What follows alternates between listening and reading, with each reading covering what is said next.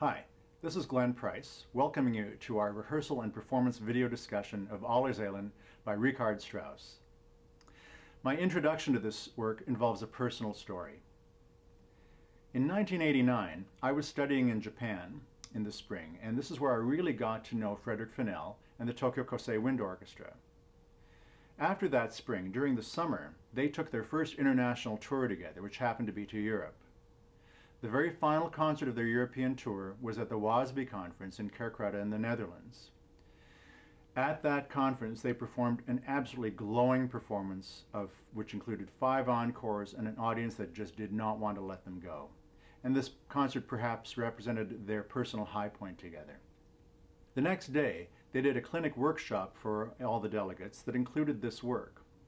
Allerseelen was originally published in 1955, but it had recently been republished by Frederick Fennell's wife, Betty Ludwig, and her company was Ludwig Music, and they republished this in 1987. Now, although the workshop was in a very large concert hall venue, the workshop itself felt very intimate. And perhaps the most memorable moment was a full performance of the work, with Maestro Fennell facing and conducting toward the audience rather than the ensemble for the entire performance. This somewhat eccentric but completely charming presentation gave the audience a glimpse into the special communication style that was possessed by him as a conductor. Here are a couple of words about the work. It's in a category of older transcriptions which may be becoming overlooked in our present time. And it's in a category as well that we need to nurture, that have artistic depth, that are free of bombast, and that emphasize the lyrical nature of the wind band. Educationally as well, it can serve as an historical touchstone or an entry into a number of valuable topics. Keep in mind that it's not an orchestral transcription, but originally for voice and piano. It possesses many ethereal elements and allusions which should be factored in, and these affect elements such as tone color, tempo, and pacing. It's very important to read a translation of the text, study the original, and have students listen to professional models of the performance. Allerseelen, or All Souls Day, depicts the longing for a past loved one, and the special day each year that belongs to the dead. It is based upon a Catholic holiday celebrated on November 2nd, where friends and loved ones who have passed are remembered. Now, this Catholic holiday, in turn, is based upon a pagan festival day, which celebrated the belief that souls of the dead could return on this day for a meal with the family. Candles and flowers would help to guide the soul back home. Additionally, in Strauss's art song, there are many symbolic references, such as the color red, flowers, and romantic love, in addition to the honoring of ancestors. There's a double gain, particularly for the students, in studying the original, for the insights that this yields to both the context and the artistry in the work. For example, the ensemble can understand how the climactic moments are neither triumphant nor aggressive, but filled with reverence and warmth. The clarinet soloist can listen to how a singer shapes phrases and releases. In all, there's a treasure trove of insights and information to be gleaned from some time studying and listening to fine performances of the original version. With all of that in mind, let's visit the ensemble and begin our demonstration rehearsal. Hello, and welcome to the CCM Wind Orchestra. We're very happy this afternoon to be able to look at this piece, Strauss Allerseelen.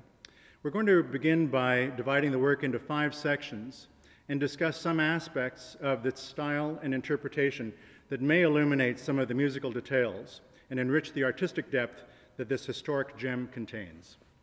Our first section will be the introduction, which begins at measure 1 until measure 24. And the first question we encounter is, what is this first sound?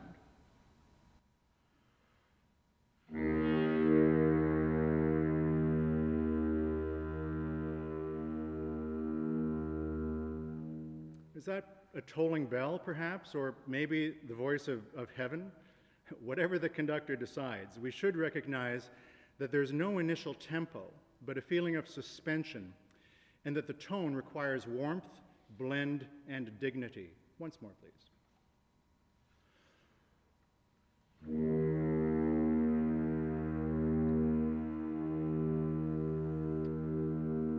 Thank you very much. At measure 3, the French horn introduces the opening of the melody.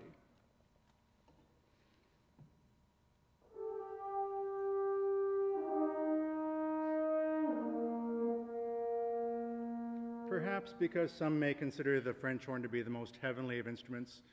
Certainly the players are. At measure 4, we have the very symbolically important sound introduced of the chime.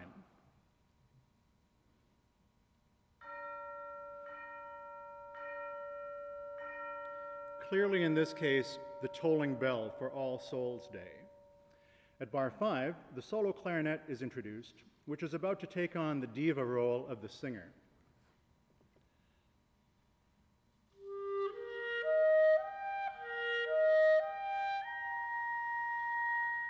Very nice, thank you.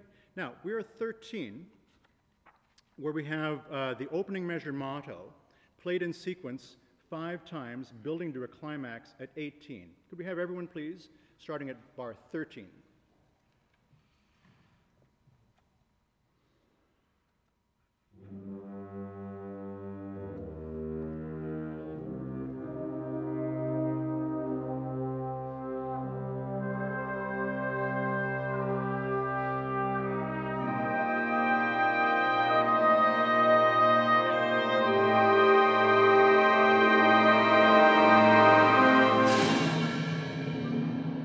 Thank you.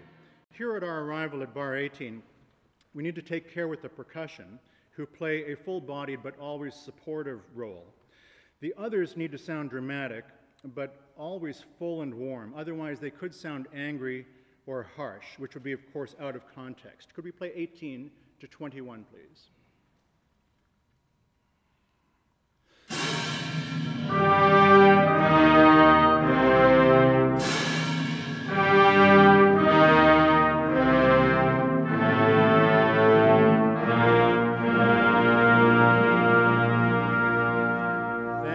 So let's put all of that together and we'll play from the beginning up to 24.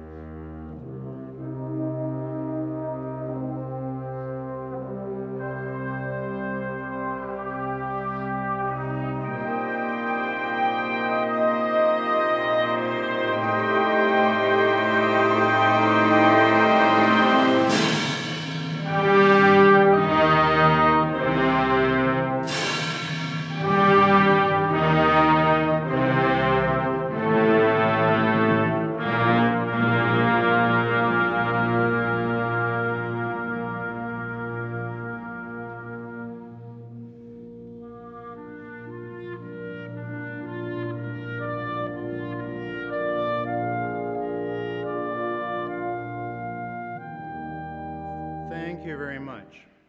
Now let's look at our next section, which goes from 24 to 41, and this begins with the main melody. 24, the clarinet takes on the solo singer role, and it's important, therefore, to allow the soloist to sing and to soar, being careful to maintain a singer's style of projection and phrase endings, finishing each phrase smoothly, and perhaps taking some time, if necessary, to complete one phrase and start the next. We have just the clarinet, please, at 24, Danielle.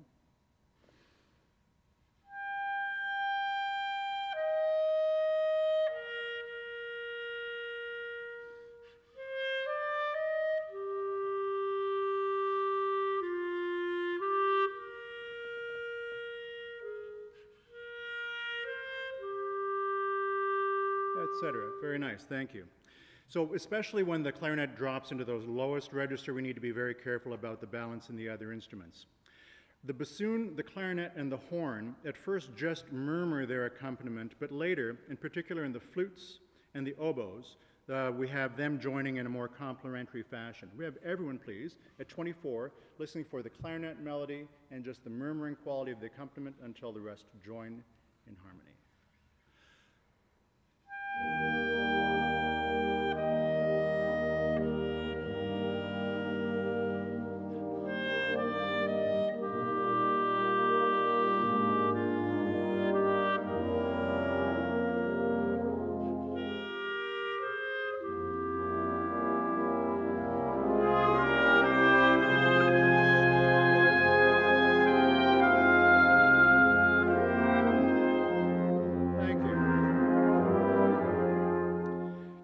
At bar 30, where the melody passes to the cornets or the trumpets, and here it's important to be sure to maintain the style and the dynamic of the line. Could we hear just the cornets, the trumpets, please, at 30?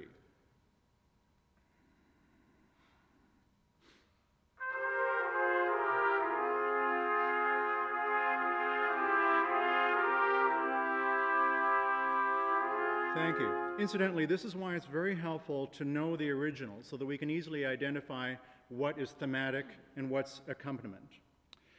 Now, at 39 and 40, it might be useful to take an extra moment to refine the tuning by dividing into three groups. Could we hear as group 1 just the horn half notes, please? 39 and 40.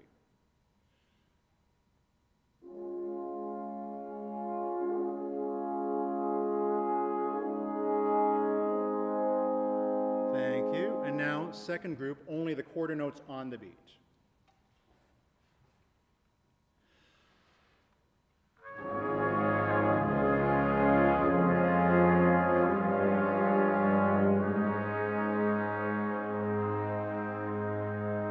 Thank you. And now the rest who have the eighth note followed by consecutive quarters.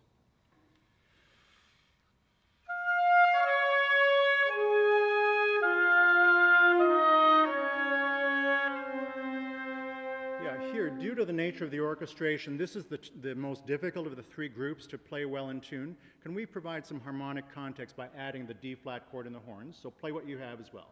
But the horns who are sounding a D-flat major triad through this will provide some context for group 3. Together, please.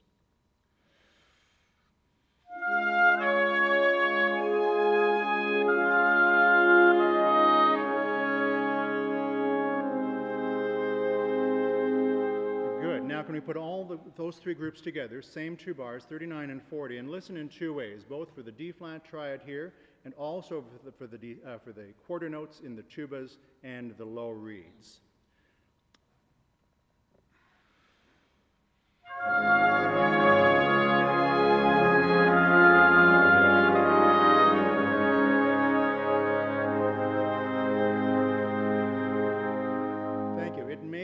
Worthwhile even to take one more step and pause on every eighth so we can really hear how all of these can line up well in tune. Same thing, please, pausing on every eighth.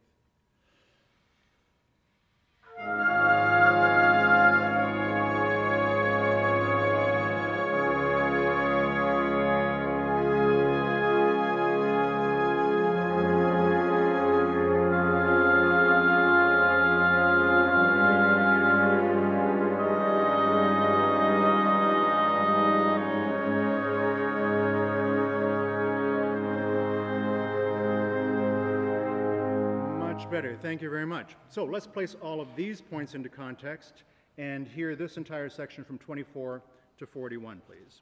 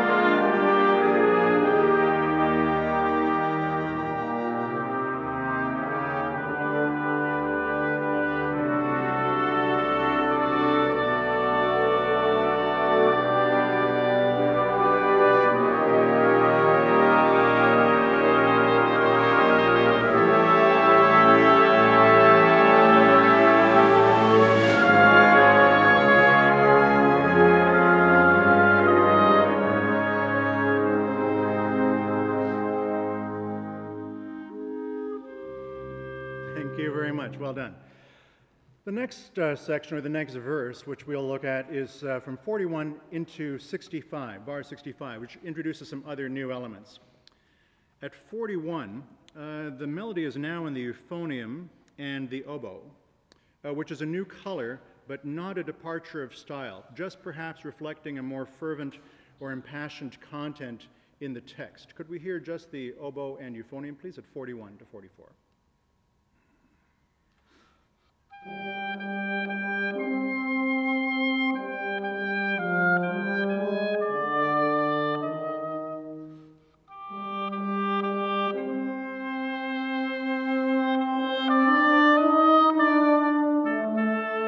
Thank you very much. At 45, the oboe is replaced by the horn, providing a moment of reflection and supported perhaps by a brief pulling back of tempo. Could we hear the euphonium and the horn, please, at 45?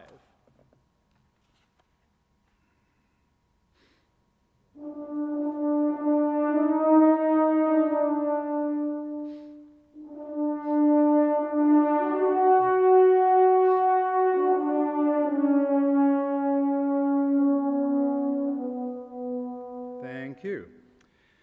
Now we're at bar 50, where the melody resumes in the woodwinds and then is passed to the cornets halfway through 51. We hear the melody only, please. Melody only, starting at bar 50, beat 3.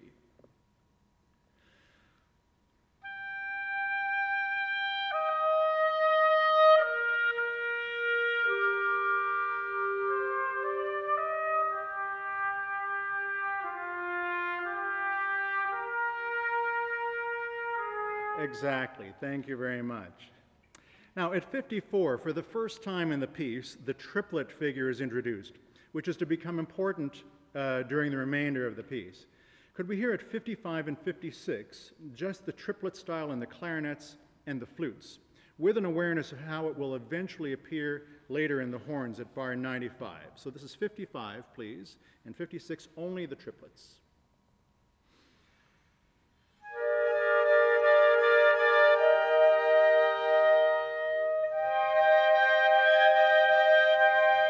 Yeah, that's lovely. Now, I expect, though, in context, it may need a bit more heaviness, a little bit more weight and definition. We try one more time, please? A little bit more weight and diction.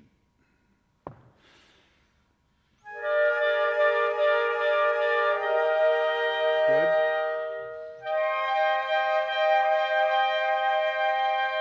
Thank you. Okay, that brings us to bar 57, which represents a major arrival point in the piece. We need to give this some special attention by coming off beat 4 in a richly tapered and resonant style. Could we have everyone please just this bar? This is 57. We're listening for how we release coming off of beat 4.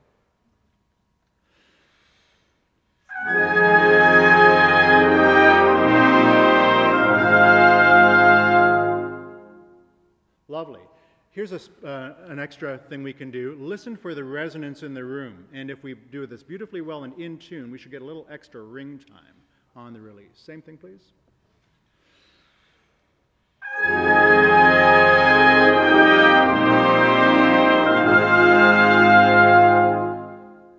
Terrific. Thank you very much. The rest, the notated rest on beat 1 of 58 can be slightly prolonged for the dramatic pacing and effect. And the forte piano on beat 3 of 59 should be heavy enough to grab our attention, but not in a biting style. We should perform this accent, this forte piano, I should say, quite broadly. Can we have everyone please 58 and 59 with those two ideas in mind? 58 and 59.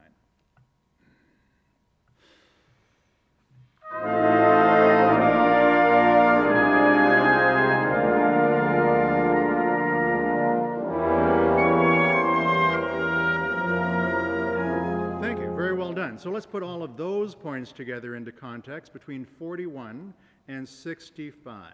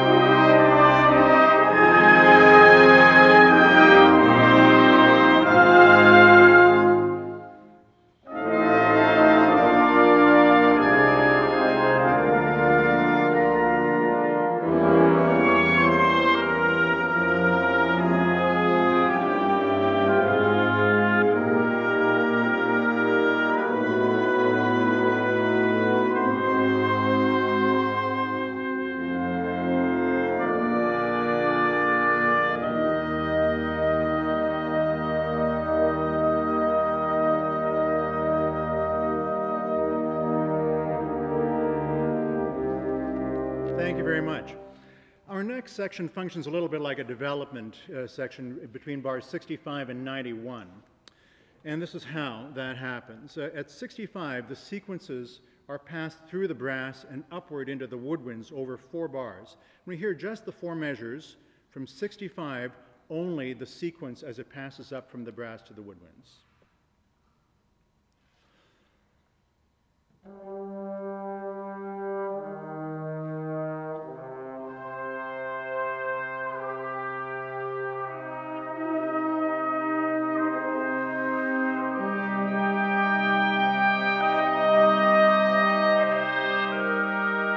Thank you. So on each of those consecutive sequences, we need to allow the line to build and then resume the softer dynamic after that finishes. This essentially happens 3 times, building to a special harmonic moment, which is kind of the crux of the tale, the turning of the story here at bar 77.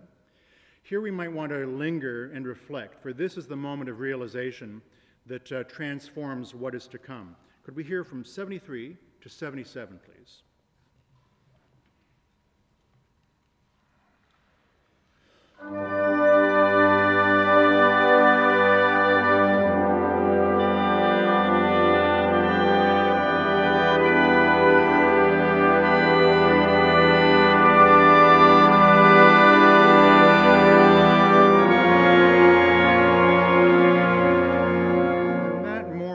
As reflected in the harmonic contact, represents a turning point in the mood and the storyline of this art song. So this turn of events is followed by the one-measure motto that descends in direction, pitch, and mood. Could we hear these 3 bars of descending motto between 77 and 79, which takes place in the horn, then the trumpet, and the trombone?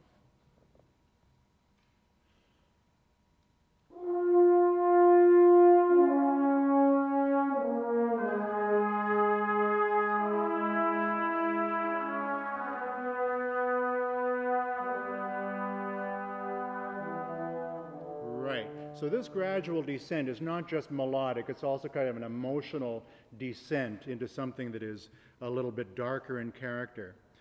Here we have arrived at 80. For 2 bars at 80, it sounds, as we've hit this kind of low point, emotional low point, as if it's struggling to lift its head, or at least its emotional state. Can we hear the 2 bars, please, at 80? 80 and 81.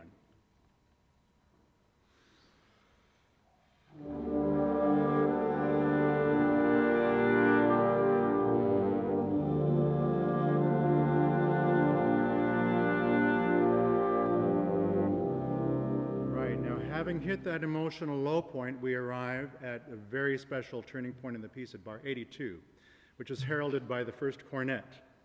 As though the skies begin to part, the heavens open, and earthly bounds are broken. Take time here to savor the change of emotional direction from despondent to hopeful. Can you hear just the solo trumpet, Sarah, please?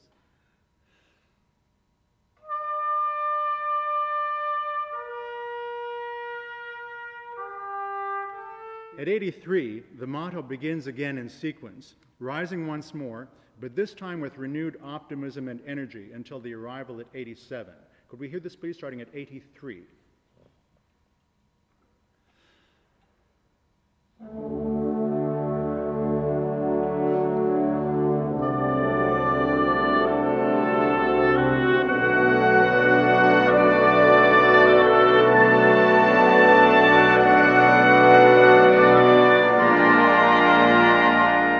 Thank you.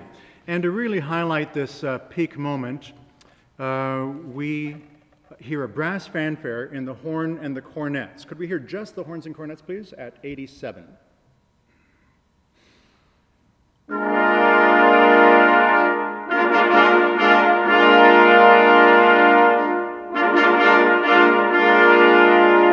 I think this strikes a very nice balance of being articulate enough that it cuts through the sustained textures, but also grand enough that the regal quality of it is maintained. Now against that, we have a melody in the euphonium and trombone. Could we hear just the trombone and euphonium, please? Gathering strength as you climax. Could we just hear the euphonium and trombone at 87? So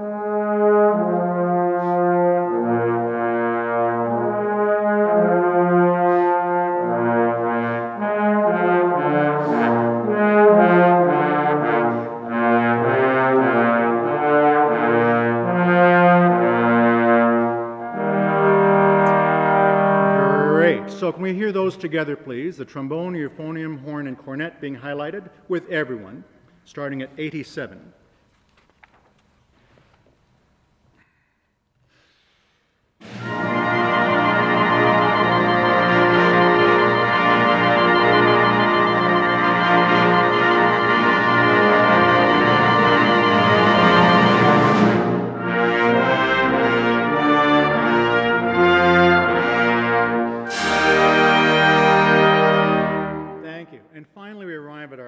Section, which is 91 until the end.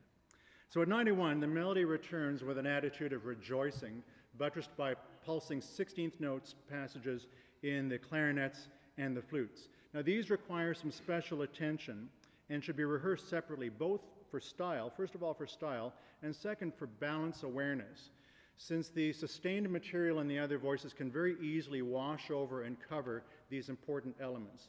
So I'm going to ask you, if you would, to play this two different ways. Can we hear the 16ths only at 91, projected, deliberately, and firm?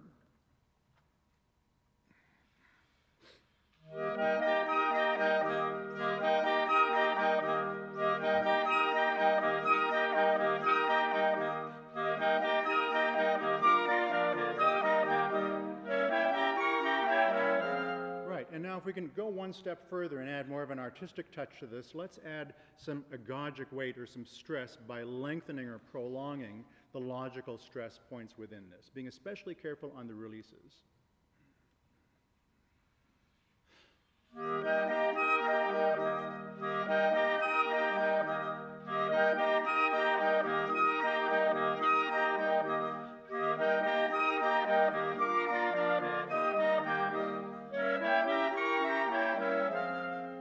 I think when we perform this, we can make this slightly even longer, kind of sticky almost. Dee-da-da-dum, ba-da-da, dee-da-da-da. All on the verge of being out of time. Up to that point, but not beyond. Thank you very much.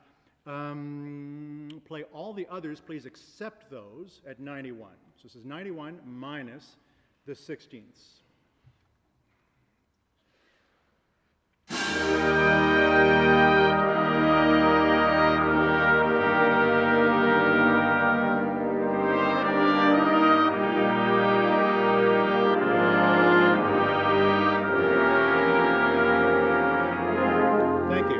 That's terrific, and I asked you to do two additional things.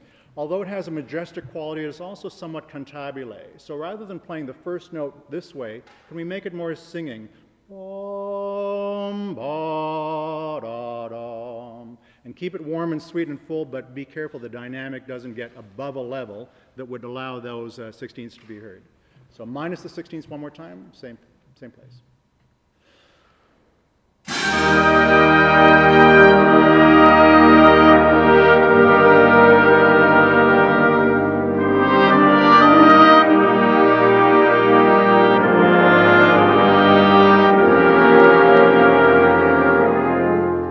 Thank you. Let's put all of that together, please. 91 with everyone.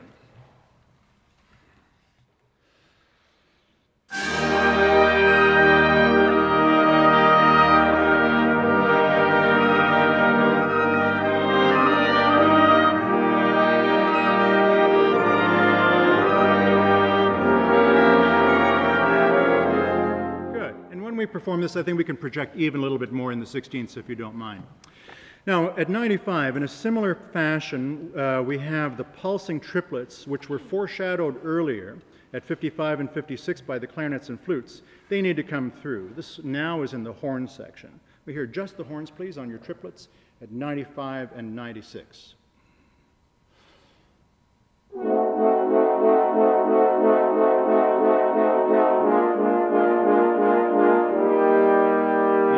We'll see in context with everyone, but perhaps a fraction longer than that. You mind just trying it out that way?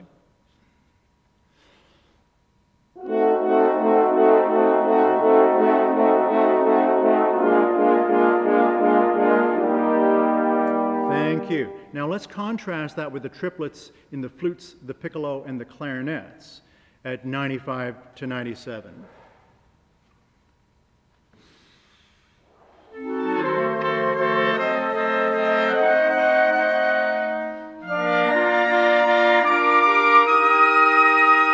That's very good. Can I ask you to do two things? Exaggerate the articulation and project even more.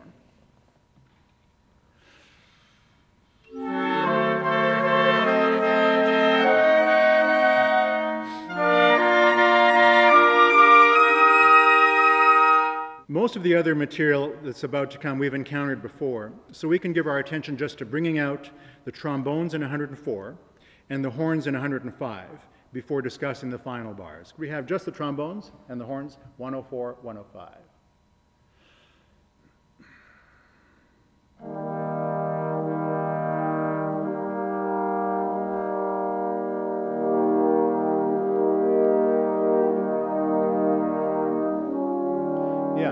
On paper that may look like it's not very significant, but that's the closest we get to anything that could be described as a melody at this point in the piece. Okay, looking at the final three bars, here are some priorities to consider.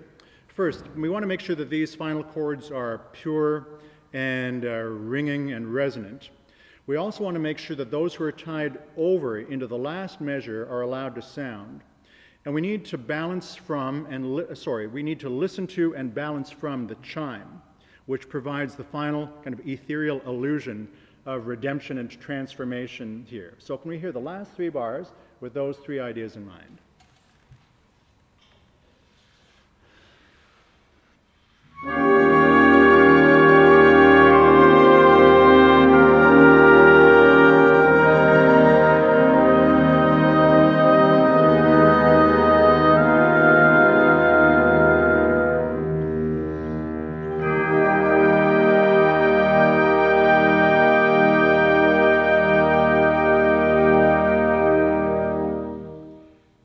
Thank you very much. Mind if we do this one more time, and we're going to pause on each chord to see if we can get these even more pure and ringing in tune.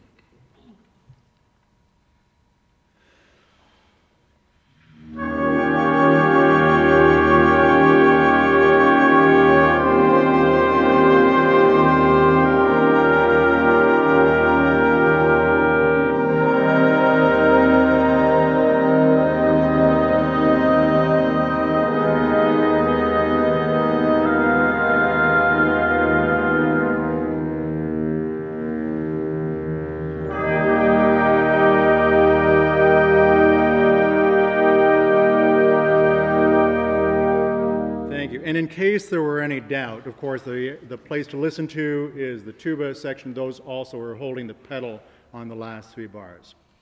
Okay, thank you very much. I want to thank the Wind Orchestra for an excellent demonstration of all of these. What I'd like to do now is put the whole piece together and play through it. We'll take a short moment to tune and then do exactly that. Thank you, everyone.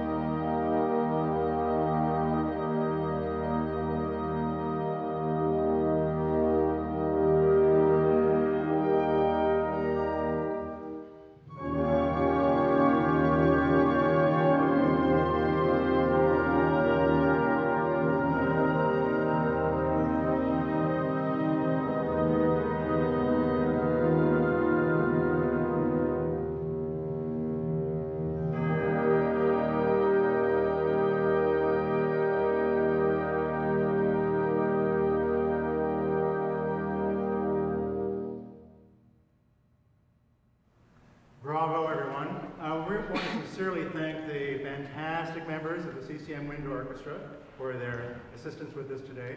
And for those of you watching, I hope that this examination of the Strauss Allerseelen has proved to be useful, not just for the piece itself, but also as a general way of approaching other works. It's an historic gem I think deserves to be played a great deal. Hope you've enjoyed it, and thank you, Wind Orchestra, very much. Bravo.